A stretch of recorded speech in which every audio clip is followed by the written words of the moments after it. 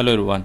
In this video we will learn how to solve the system of equation by using row equivalent matrix method. So यहाँ हेर्न सकिन्छ कि तीनटा टर्म्सहरु छ x y z. Okay तीनटा variable छ and हामीलाई यहाँनेरि x y z को भ्यालु फाइन्ड आउट गर्नुपर्ने तीनटा इक्वेसन छ यहाँ. So we can create 3x3 matrix. So first of all यहाँ तीनटा इक्वेसन हुँदाखेरि जहिले पनि हामी 1 0 0 0 1 0 0 0 1 आइडेन्टिटी मैट्रिक्स बनाउनु पर्छ र माथिको भ्यालु भनेको x यो y र यो z हुन्छ.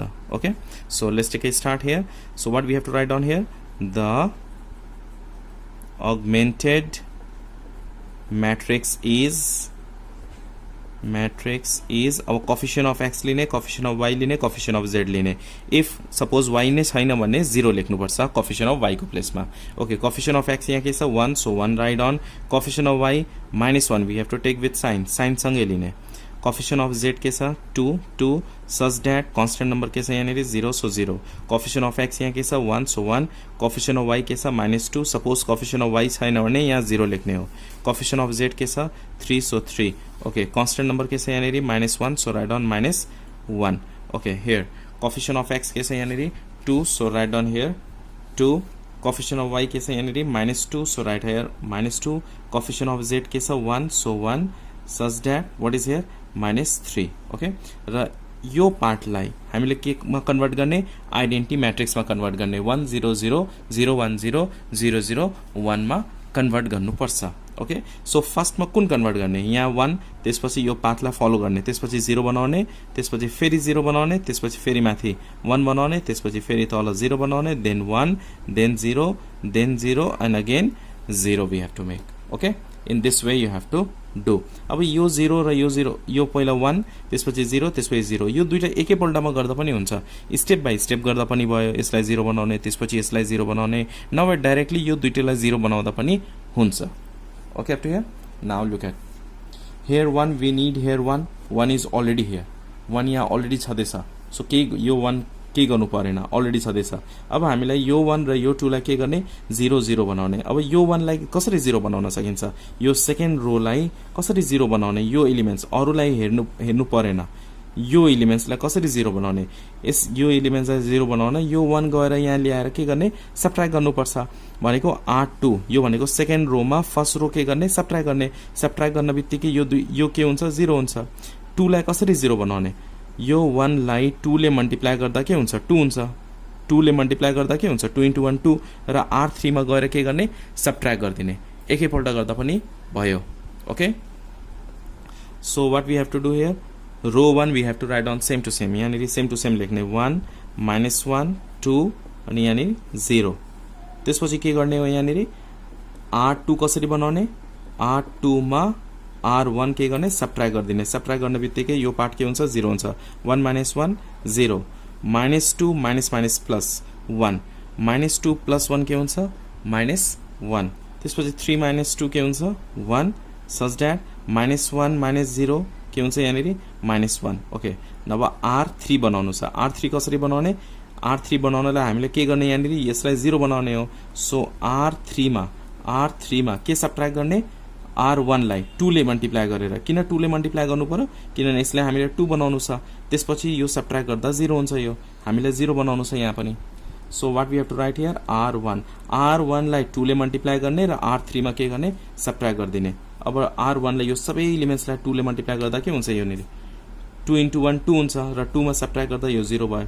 सिमिलरली यसलाई 2 ले मल्टिप्लाई गर्दा के हुन्छ -1 × 2 -2 र तल आएर सबट्र्याक्ट गर्दा के भयो त्यहाँनेरि 0 हुन्छ. So we have to write here 0. Similarly R1 लाई 2 ले मल्टिप्लाई गर्ने यसलाई 2 ले मल्टिप्लाई गर्ने 2 × 2 4 र 1 मा 4 सबट्र्याक्ट गर्दा के हुन्छ -3. So right down here -3. Similarly यहाँ पनि यसलाई 2 ले मल्टिप्लाई गर्दा के हुन्छ 2 × 0 0 हुन्छ -3 -0 गर्दा के हुन्छ 0. सो वी क्यान राइट यसलाई 0 ले मल्टिप्लाई गर्दा के हुन्छ 2 × 0 0 हुन्छ -3 -0 भनेको -3. So right down here -3. Hope you understand this term. Okay यो दुईटा 0 आयो. अब के गर्ने त्यसपछि माथि गएर यसलाई 1 बनाउने. अब यो -1 लाई 1 कसरी बनाउन सकिन्छ जस्ट मल्टिप्लाई बाइ -1 -1 ले मल्टिप्लाई गर्दा के यो के हुन्छ सेकेन्ड रोमा यो एलिमेन्ट्स के हुन्छ 1 हुन्छ. हामीलाई यसलाई के 1 बनाउनु छ. So what we have to do second रोलाई चाहिँ -1 ले मल्टिप्लाई गरिदिने फर्स्ट र third we have to write down same to same 1 -1 2 0 त्यसपछि सेकेन्ड रोलाई के गर्ने -1 ले मल्टिप्लाई गरिदिने r2 tense to -1 into r2 so -1 ले मल्टिप्लाई गर्दा 0 into -1 0 -1 into -1 1 1 into -1 -1 such that -1 into -1 1 र r3 सेम टु सेम लेख्ने हो 0 0 -3 -3 ओके यो पनि 1 आयो यो 1 आएपछि हामीले यो 0 बनाउनु छ यो 0 अलरेडी छँदैछ ओके यो 0 छ भने अब यसलाई के गर्ने हामीले यहाँ के गर्नुपर्छ यसलाई 1 बनाउने हो यो 1 0 0 भयो त्यसपछि यो पनि 1 भयो यो पनि 0 भयो ओके 1 र 0 अलरेडी आइसकेको छ अब हामी के गर्ने यो 1 बनाउने हो -3 छ यसलाई कसरी 1 बनाउन सकिन्छ -3 लाई डिभाइड बाइ -3 यसलाई -3 ले डिभाइड गर्दा के हुन्छ 1 हुन्छ सो r3 लाई हामीले के गर्ने डिभाइड बाइ -3 गर्ने so r3 tends to -1/3 r3 so third row लाई के गर्ने -1/3 ले मल्टिप्लाई गर्ने और -3 ले डिवाइड गर्ने सेम थिङ हो so first row we have to write down same to same second row also we have to write down same to same third row लाई के गर्ने -1/3 ले मल्टिप्लाई गर्ने 0 नै हुन्छ 0 नै हुन्छ -3 इन्टु -1/3 के हुन्छ यहाँनिर 1 -3 इन्टु -1/3 के हुन्छ यो 1 ओके अप टु हियर यहाँसम्म भयो होला त्यसपछि यहाँ 1 आएपछि के गर्ने अब माथिलाई 0 बनाउने 0 बनाउने 0 बनाउने ओके यसलाई 0 बनाउनु छ फेरि यसलाई 0 बनाउनु छ फेरि यसलाई 0 बनाउनु छ यसलाई 0 बनाउन के गर्ने r2 र r3 के गर्ने एड गर्ने यो दुईटा एड गर्न बित्तिकै यो के हुन्छ 0 हुन्छ यहाँ ल्याएर +1 गर्दै भने के हुन्छ यो पार्ट 0 हुन्छ हामीलाई 0 बनाउनु छ त्यसो भए हामीले r2 कसरी न्यू r2 कसरी क्रिएसन गर्ने r2 + r3 एड गरेर ओके सो 0 भयो यो पार्ट 0 भयो यसलाई डाइरेक्टली यसलाई पनि 0 बनाउँदा हुन्छ एकैपल्टमा अब यसलाई 0 कसरी बनाउने यो 1 लाई 2 ले मल्टिप्लाई गर्ने 2 ले मल्टिप्लाई गर्दा यहाँ के हुन्छ 2 हुन्छ र माथि गएर के गर्ने r1 मा सबट्र्याक्ट गरिदिने हुन्छ यति सो लेट्स डु इट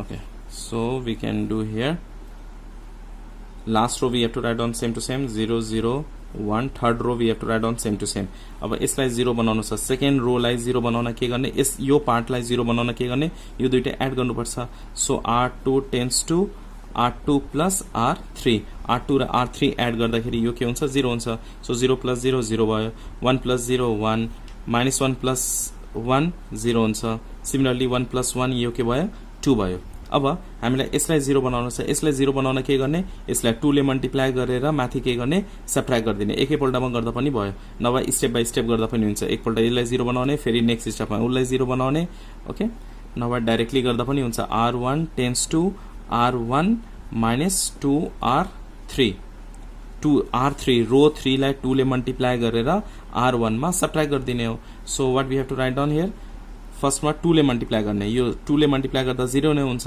र 1 मा यो 0 सबट्र्याक्ट गर्दा 1 नै भयो ओके -1 यहाँ छ -1 यहाँ छ -1 r1 भनेको के छ -1 -2 इन्टु r3 r3 भनेको के हुन्छ 0 हुन्छ यो क्याल्कुलेट गर्दा के भयो -1 नै हुन्छ so we have to write here -1 अब यसलाई 2 छ यहाँनिर r1 को प्लेसमा के छ 2 छ so 2 we have to write -2 r3 भनेको के छ 1 छ 2 - 2 = 0 मेन हामीले यसलाई 0 बनाउनु थियो यसलाई 0 भयो अब यहाँ 0 छ सो 0 ले r1 को प्लेसमा के राख्ने 0 राख्ने -2 2 r3 भनेको के छ 1 छ so let's do it 0 - 2 = -2 so यहाँनिर हामी के लेख्ने -2 लेख्ने यति भयो 1 0 0 यसलाई अब के बनाउने यो 0 भएपछि यसलाई 0 बनाउनु छ यहाँ यु क्यान सी हियर 1 0 0 त्यसपछि यो 1 पनि भयो 0 पनि भयो 1 0 0 यहाँसम्म आयो अब लास्टमा अन्तिममा यसलाई 0 बनाउने अब यसलाई 0 बनाउन के गर्नुपर्छ यो दुईटा के गर्ने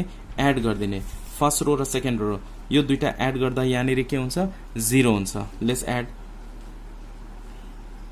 फर्स्ट रो बनाउनलाई के गर्ने यहाँनिर r1 tense to r1 + r2 r1 र r2 के गर्ने एड गर्न बित्तिकै यो पार्ट के हुन्छ 0 हुन्छ सो 1 + 0 1 -1 + 1 के हुन्छ यहाँनिर 0 0 + 0 0 ओके -2 + 2 के हुन्छ यो पनि 0 भयो र सेकेन्ड रो र third row we have to write down same to same 2 0 0 1 अनि यहाँ पनि 1 छ okay now you can see this is the identity matrix 1 0 0 0 1 0 0 0 1 यो identity matrix हामीले के बनाउनु थियो यहाँनेरि 1 0 0 0 1 0 0 0 1 र यो x को भ्यालु हुन्छ यो y को भ्यालु हुन्छ र यो z को भ्यालु हुन्छ therefore what is the value of x यहाँनेरि हामी लेख्न सकिन्छ x is equal to 0 y is equal to y को भ्यालु के छ यहाँनेरि 2 so 2 write down and z is equal to 1 we have to write down here 1 so value of x is 0 value of y is 2 and the value of z is 1 hope you understand this question from business mathematics class 12